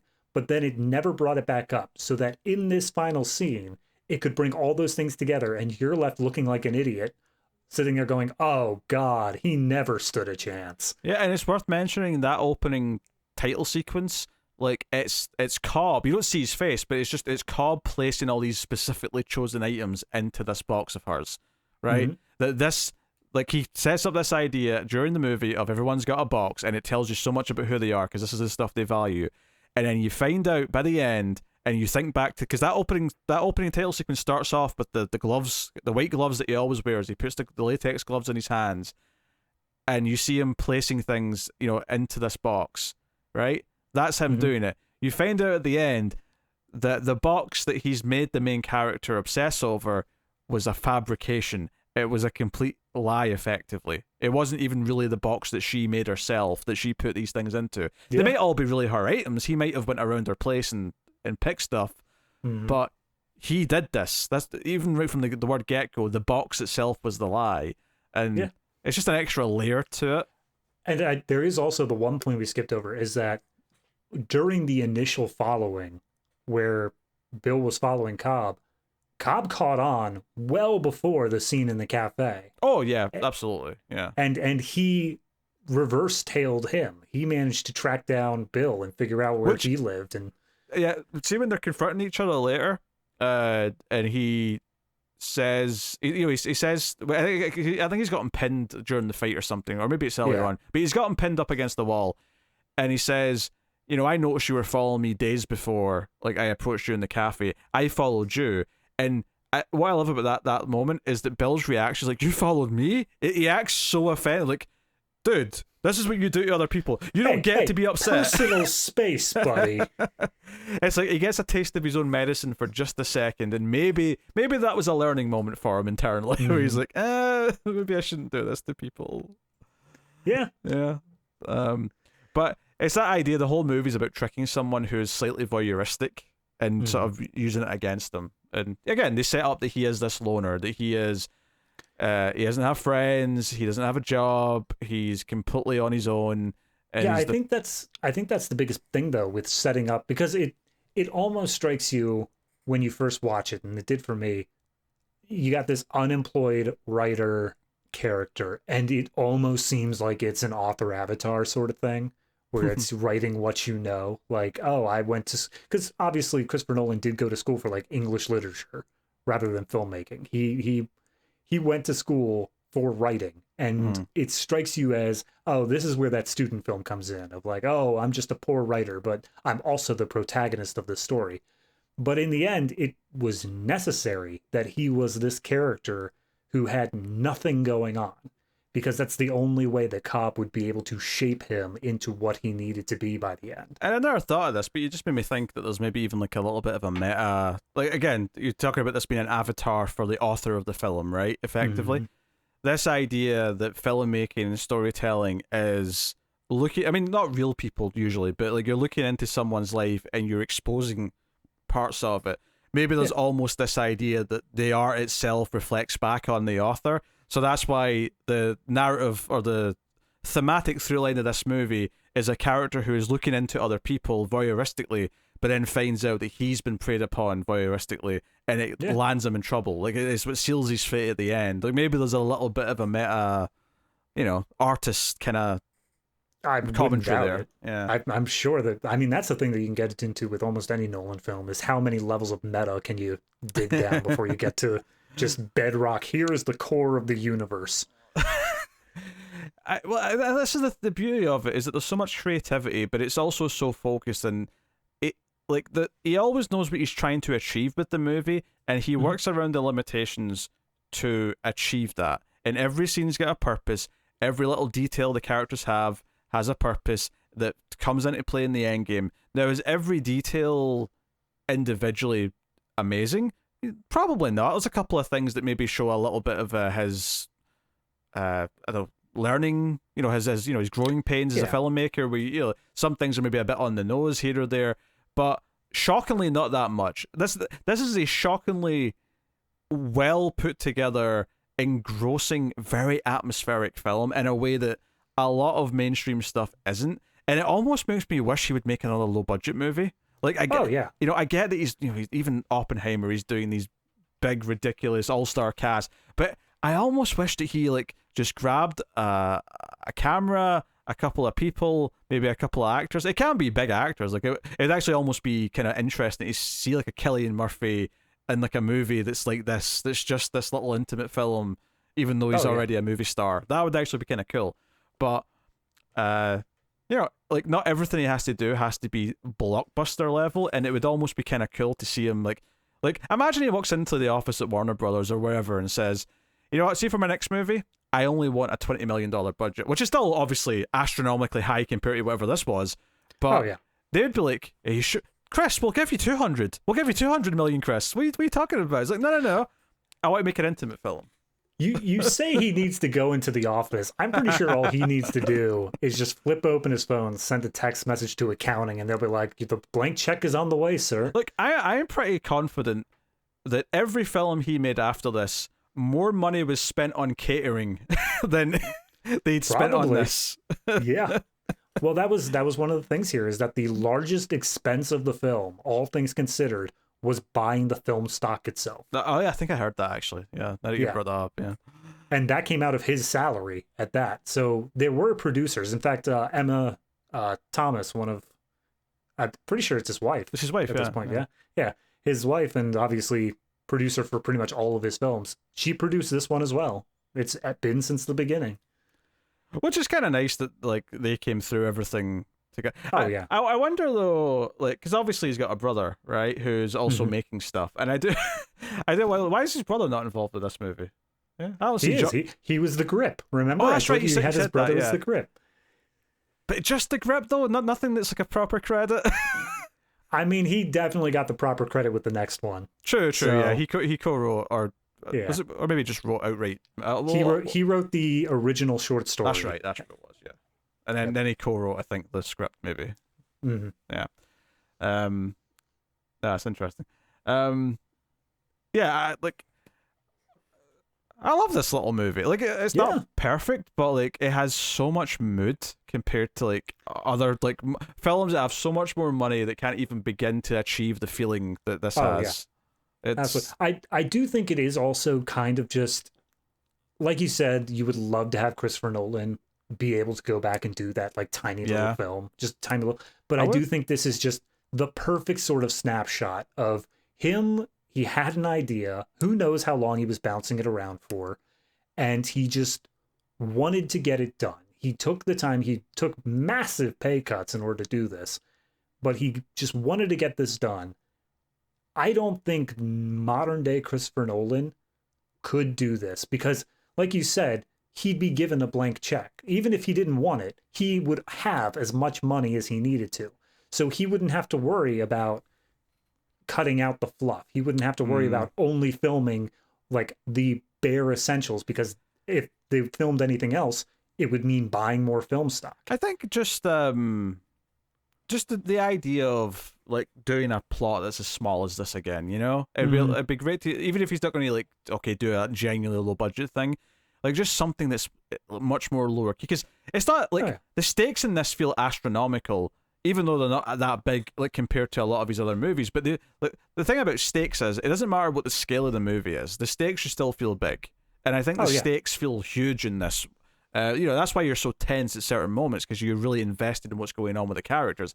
And I think, you know, that's obviously been true. And we get to a point, you know, in later films, you know, in Interstellar, where it's like, oh, we have to, you know, dock this spaceship while we're sinking into the planet's orbit, and the space station's spinning, and like it's all this big grandiose shit, and it's great. It's wonderful, but I do almost like think, oh, he can do an intimate thriller again, and you know, I do wish, if not this level, certainly back to like Memento level. I really wish that he would maybe do something like that. Well, that's what I think this movie, and pretty much everything up until like Batman, did very well, is that you're talking about stakes. This movie, we get introduced to 4 characters, very liberally 4 characters. And one of them is barely a character. Yeah, exactly. That's why I say very liberally 4 characters, really 3. And the final scene, the stakes, everything we're building up to, it equally impacts all 3 of them. And it changes their lives irrevocably. Like, no matter how you view it, everything changes for all of our characters because of the stakes of this movie. But we got to know each of them so personally that you feel it for each of them. Then you fast forward to something, as you were saying, Interstellar, and the stakes are pretty much the whole of humanity. Yeah. Which you can't intimately know the whole of humanity. So which don't get me wrong, that movie still does the right thing though of making you care about some key characters so it means something. But yeah, like, and I think they are interesting about talking about the setup of this movie and its 3 characters, is that they're all very different in how our relationship to them as the viewer. You've got Bill, the main character, the narrator, who there is no secrets from us, right? We start with him, obviously we learn some things out of order, but we know him the most intimately. We know what he's really like, we know what he's like, and we even understand that he's trying to pretend to be something better than he is, or he's trying to look like he's like this tough, like, suave criminal when he's not. Like, we know him in such an intimate level. He's an open book to us. And then you've got the blonde, who is a lie to us, but we ultimately learn that she's also vulnerable, and that she's also, at least to some extent, who she really is. And then you've got Cobb, who's kind of never, like, it's revealed what he's doing, but he's always so closed off from us that we have to question everything he ever says on screen. Like, everything he's ever does on screen, we can't trust, because he is this, like, force that is shielded from us as the viewer, because he's shielded from the main character as well. And I think that's what makes them such a captivating trio of characters, is that they all fill very different types of role, and that's what makes them all work. So, but even then, it's, for Cobb at the very least, Cobb is a false protagonist, more or less, in that we trust him as a character right up until about like the halfway point. And then all of a sudden we're given this shift of, oh, wait, we have to reevaluate everything because he's not able to be trusted. Yeah. I mean, I don't know if I'd say I trusted him before then. But... I don't trust him, but I also didn't doubt anything he was saying. When he said, like, oh, I'm doing this for these reasons, I'm like, yeah, that sounds right to me. That sounds like you're confident in what you're saying.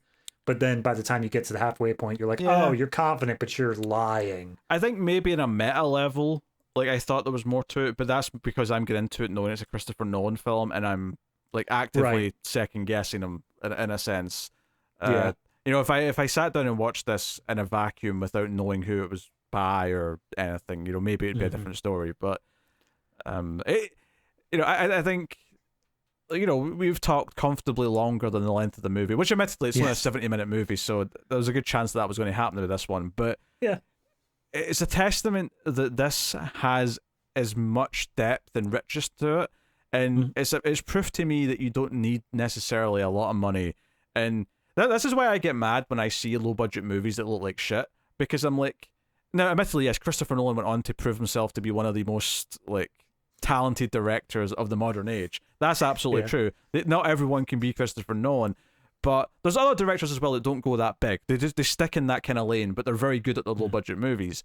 And it's movies like this that make me really mad when I see some cheap shot on digital video. Everything looks very sterile. There's no feel to it. There's no tension or drama, and there's no creativity in the script. Because that's the key thing here, is that when you have no money, the biggest power you have as a storyteller is that does not limit how good your writing can be. Like, it limits what you can put in the script. You can't just put in, oh, and then there's a space station which explodes. You can't do that. But unless you're Neil Breen. Unless you're Neil Breen. But you can, like, and this is something we started off this entire discussion with, is writing around what your limitations are. But as long as you create compelling characters, you can create compelling stakes and have it all unfold in a way that's visually interesting.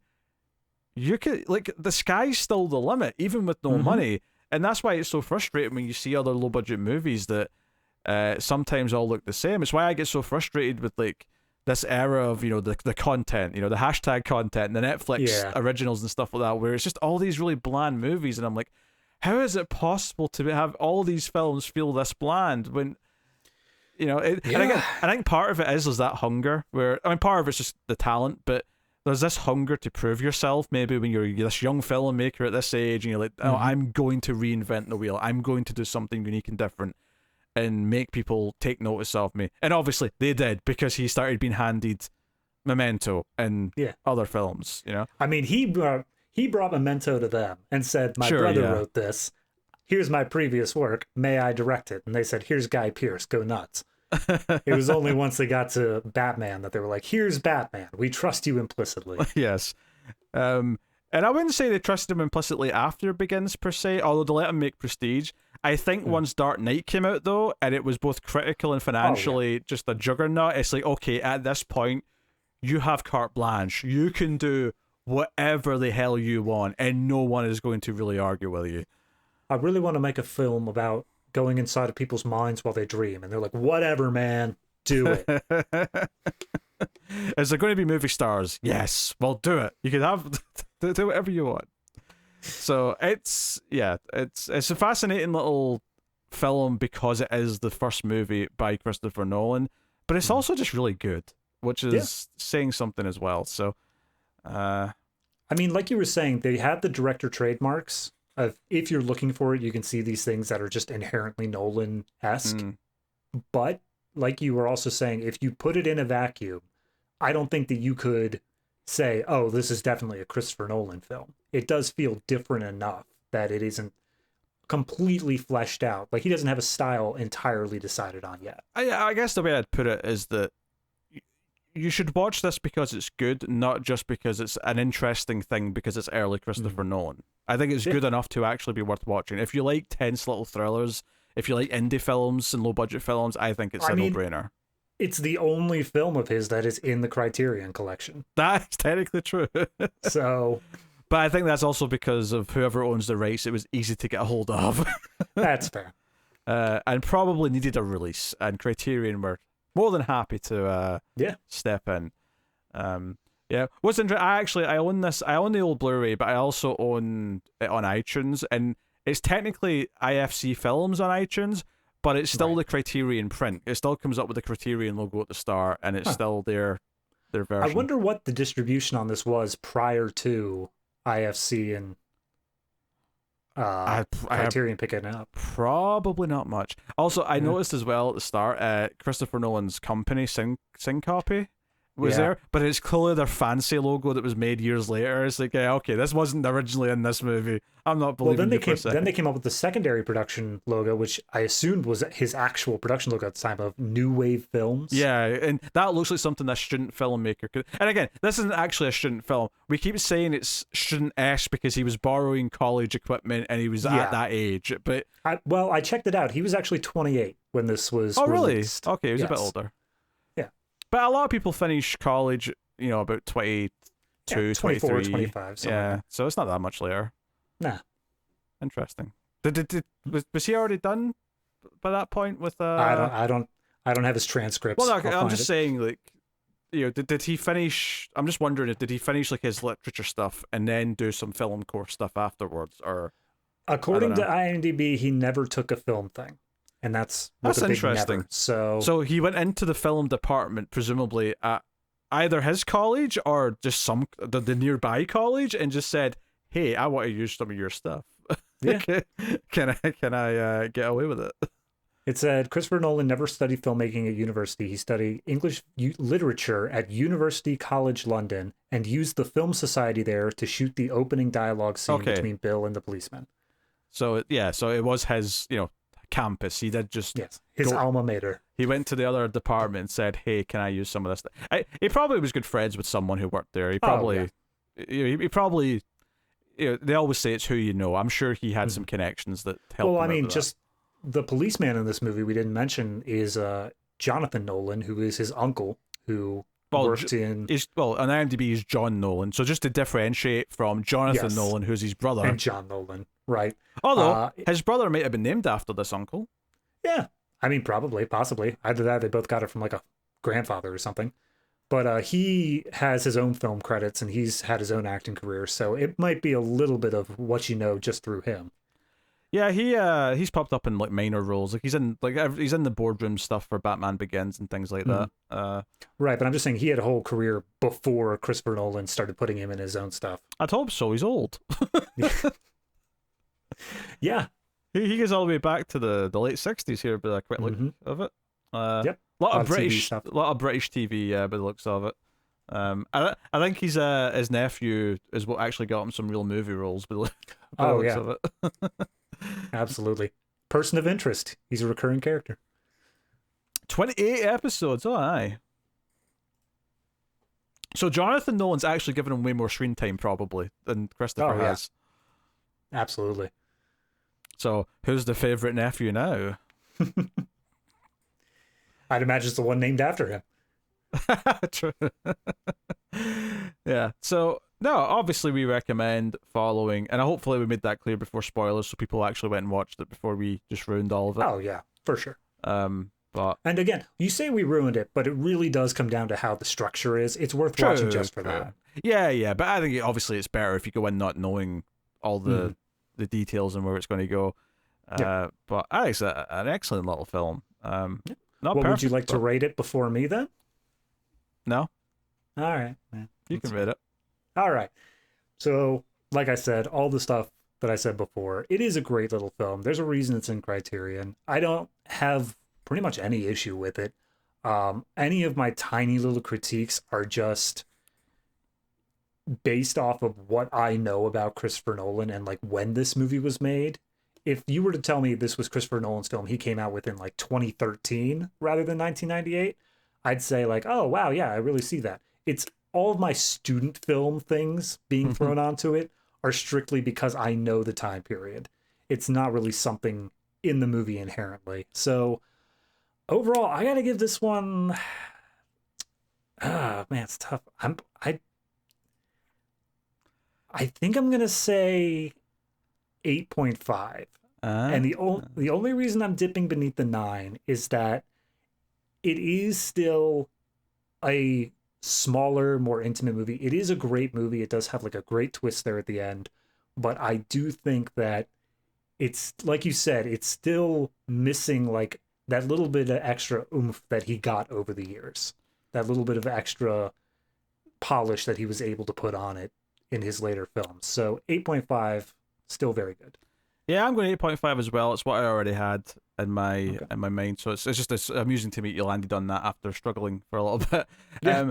But I'll just bring up a final point here because I just didn't mention it already, is that when it's revealing that Cobb kills the blonde, and this is intercuts with the police interview where he's basically finding out that she's dead, and the cop's saying, "Oh, we found her this morning," and it's intercutting with Cobb killing her, right? Again, playing with the narrative structure. I love the way it cuts from her scream back to the interview. Because it cuts it off, like you hear her scream really harshly, and then it cuts after maybe like just 2 or 3, like it's really harsh, it's a really harsh cut, but it's perfect. Like it makes it sound horrific what was happening to her. And I just thought that was very effective. So again, it's really simple. Like, it's not really that fancy a technique. It's just cutting away mid-scream, but it made it sound even more horrific than just probably if you'd stuck around for the rest of the scene. So excellent stuff. In fact, I mean, just to pick on that a little bit more, is during the scene where the mob boss guy, the club owner, we actually stick it with him after he hits the guy with the hammer. Yeah. And I argue that loses a little bit because you are stuck in that moment. Yeah. More so. Okay. But maybe in a sense though, it felt weird to do cut from both scenes the same way. So maybe that's why like it's treated differently earlier on. But yeah. But we've have our ratings. We've agreed on that. Now, can we agree on, does this movie make the cut? Obviously, it makes the cut. Are you mad? Yeah, no, clearly. But the question is, where in the cut does it land? Well, it's either making the cut or it's a cut above. This is an interesting one to ask that question of, because inherently, by what it is lesser than obviously some of the other big Nolan films and how important they are as a whole. But in terms of like quality and how much I like it, I mean, I could maybe argue it's a little bit of a cut above, but yeah, I'd say it's like dancing on the line, but I still think that in terms of must you watch this, there's a reason that it's the one that's always kind of left out. Like, nobody goes back to this film when they go back to Nolan. They start with Memento, usually. So if I had to make the argument, I would say that it's super close to cut above, but it's just not quite there. I mean, general people being wrong and not watching what they should is not something I would consider for my decision making. But I will agree that it maybe just doesn't quite get into that cut above territory, just for context reasons and just feeling more than anything else. But yeah, obviously it's a very high recommendation. It's a great little film, and yeah, should check it out if you have not already. That is Following by Christopher Nolan. Exciting to kick off Nolan season. And, you know, we have suffered through Fast and the Furious season this year. We have suffered through what else did we do that was miserable? Video game movies. And even half Indiana Jones season wasn't that hot either. Like, you know, that was very up and down. I am delighted to be doing Nolan season, other than one of his films that I don't like that much, and that might be an interesting conversation when we get to it. I think I know the one you're talking about, and that's one I haven't seen. So okay, well, we'll see. But you know, but by and large, I like Nolan a lot. He is, I think, one of the best directors currently working. He always feels like he's trying to do something different and be inventive, and I think you know, not always successful, but I think he's got enough under his belt that you know, I'm always excited to see the new Christopher Nolan film, which we'll get to. So next week, of course, we'll be looking at Memento, because that's next. The week after that, we'll be looking at Oppenheimer, because that's just where it happens to land on the schedule. There'll be 2 weeks away from Christopher Nolan at that point, and then we'll have 3 more Nolan films after that. Those being Prestige, Insomnia, and Dunkirk. Not necessarily in that order. So so yeah, that is the plans for Nolan over the next month and a half. Well, it's probably 2 months once we consider those 2 weeks off. So, yeah, pretty much. Yeah, so it's 3 Nolan, 2 animated Ninja Turtles, and 3 more Nolan. We didn't want to stay too serious for too long there. It's just because of where the Turtles movie was coming out so close after Oppenheimer. We had to work the schedule to incorporate both somehow. So yeah, let us know what you think of Following if you have seen it, and by all means, please do go and watch it if you can. And we will see you guys next time. But of course, you can support all the content over at patreon.com/MailFuzzTV. Of course, every month there's a few extra episodes to check out. There's the bonus episode, which is at the lowest tier and up. And we do usually something loosely tied to the theme of the current show. You know, so for example, we did the Phantom for Indiana Jones. You know, video game season, we did another video game movies, the bonus episode. It was a bit harder with Nolan, so we just had a World War II movie. We did the Monuments Men, which there was a vote to see which movie we'd do, but that was the one that won. So There's a bonus movie every month. I think that was the 9th bonus episode. I believe so. Yeah, we've got a good little backlog there. Yeah, and then the second bonus every month at the $5 tier and up is the extra reel show where we do a so bad it's hopefully good movie, and that's where we might do a Neil Breen film, or we might do a Miami Connection or other fancy stuff like that. So check out that too. So you get some bonuses if you go and support us on Patreon. There's bonuses for the other shows as well. There's a whole back catalogue of Ace bonus episodes and Screams bonus episodes if you're interested. And also, we have a monthly show called Collector's Cut The Collection, which is not a Patreon bonus. That is a show that goes out every month where we do Criterion movies. It was almost weird doing this one and not treating it like a Criterion episode, but... That's why I'm only half dressed up. So make sure you check out that too. So anyway, all that said, we're done. Thank you very much. Like, subscribe, ding the bell for notifications. We always appreciate it. Keep watching movies, and yeah, this is what your place looks like, right? Like the main area, the typewriter and the. I mean, yeah, I've got more pinups than this guy, but yeah, just this sort of pathetic existence. Yeah. We can cut the episode whenever.